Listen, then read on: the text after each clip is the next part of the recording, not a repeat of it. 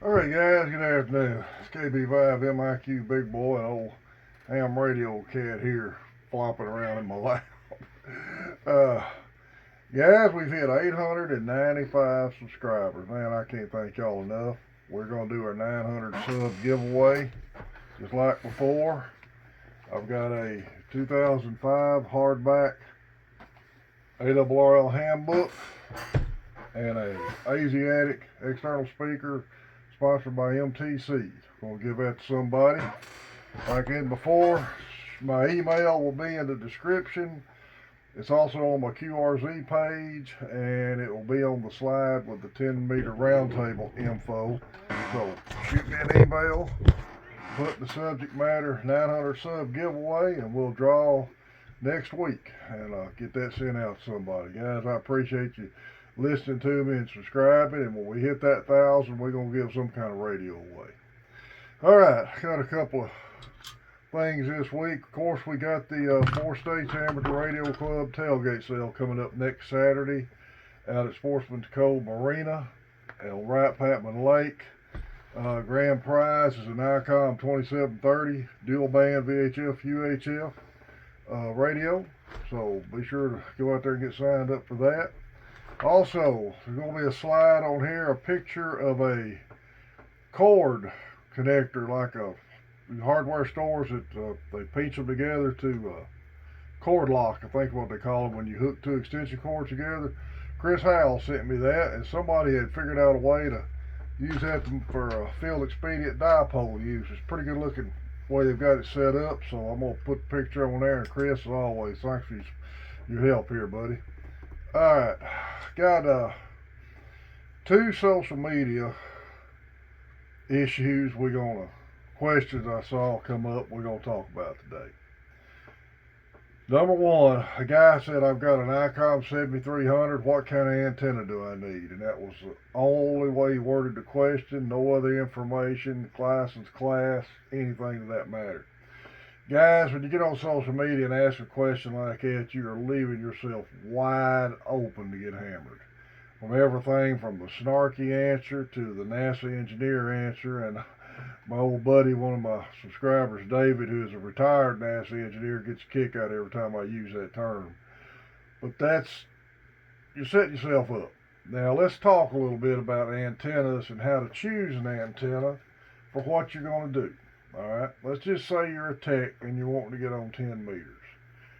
Alright, everybody knows the dipole formula that you can use to build a simple wire dipole. They're easy to build, super cheap to build. If you go back through some of my older videos, you'll see where I've just built a sample dipole out of junk I had here around the house. You feed it like a dipole. Coax, the braid goes on one leg, center conductor goes the other leg, isolate them, tape them.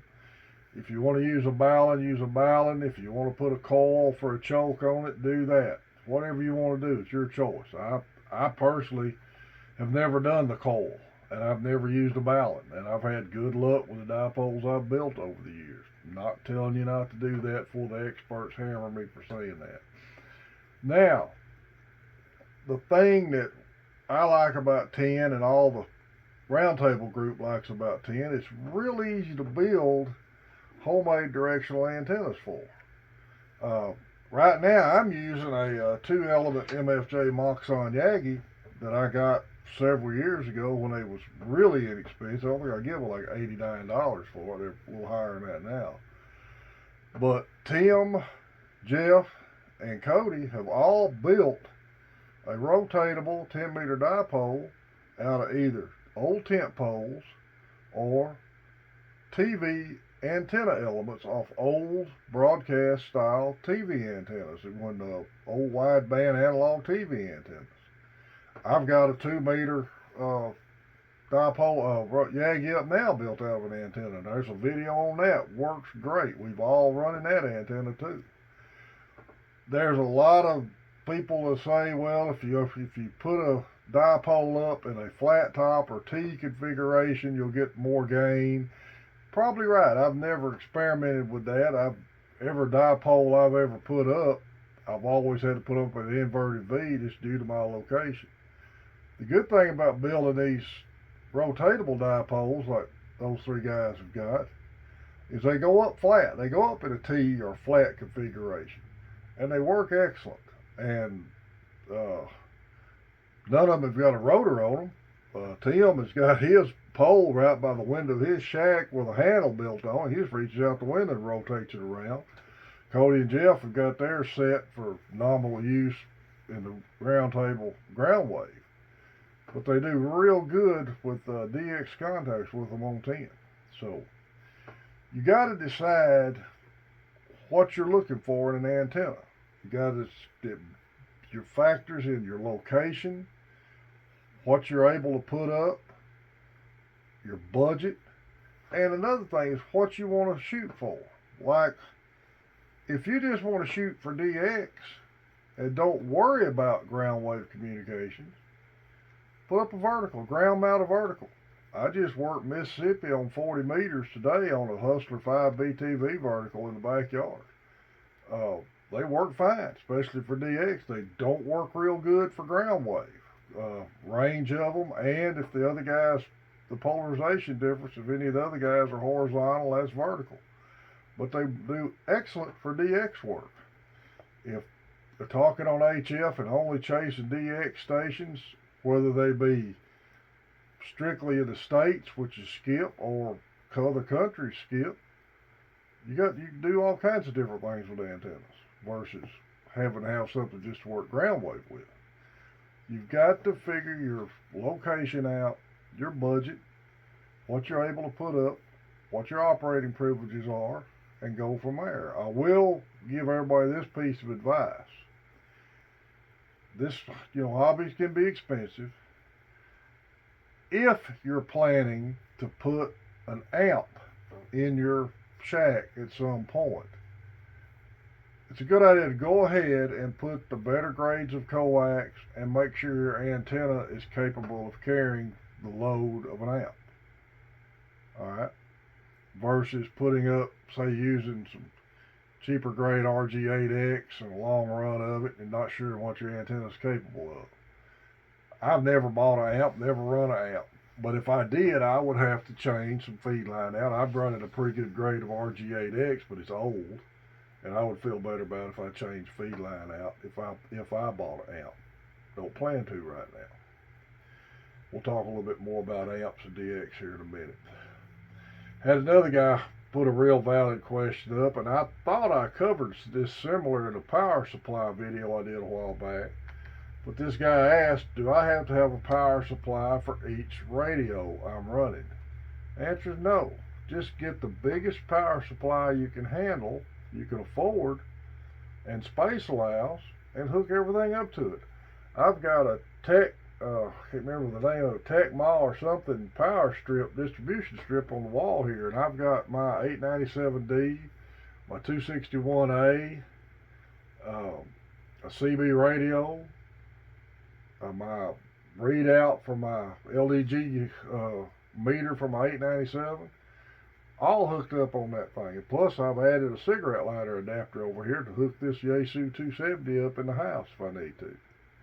The only thing is, you got to remember this. You can have every radio on receiving, but unless you got bandpass filters, you're going to have to shut them down, all but the one you're going to transmit on. So, as long as you got a radio amount big enough to carry the load of your heaviest, highest output radio, you can put more stuff on it. Most of us all just run one power supply. Talking about DX stations and QSLs and things like that a minute. I got very lucky the other night. I've always loved to chase island contacts. I've always thought they were neat. I've got probably 25 on the wall now, not counting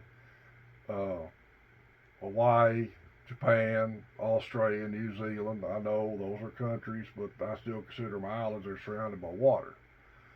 Actually, you consider England an island. It's surrounded by water. London, England, Ireland, stuff like that. But mainly I've got a separate that are strictly just islands.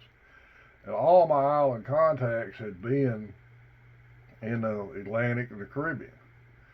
10 meters the other night, I heard a station calling, and it was in Rarotonga in the South Cook Islands in the South Pacific. And it took me about 20 minutes to get to the guy, but I had a conversation with him and got him worked, and I've got a card going his way. I hope I get it back. That was a real good contact, man. It's the first South Pacific island I've ever worked. I've worked Australia and New Zealand, but I've never got any islands in the South Pacific. So that's a cool contact. All right, guys. Anytime you got a question or leave me a comment, shoot me an email. I'll try my best to answer your questions. I'd like to try to help people out any way I can, but I'm not going to tell you exactly what you need to do. I'm going to tell you what I do, what the group does, and I'll make suggestions. I'm trying to get you the information you need so you can make your own decision yourself. And that's the main thing. We're all ultimately in charge of our own shack. Okay, 900 sub giveaway starts today. Next video we'll draw for it, and then I'll get whoever wins it shipped out to you. Guys, remember Main Trading Company in Paris, Texas. He's got a ton of used gear in. He picked up a bunch of used gear down at Belton, so be sure to watch his used gear site. Remember our tailgate sale next Saturday at Wright Patman Lake 4 States Amateur Radio Club.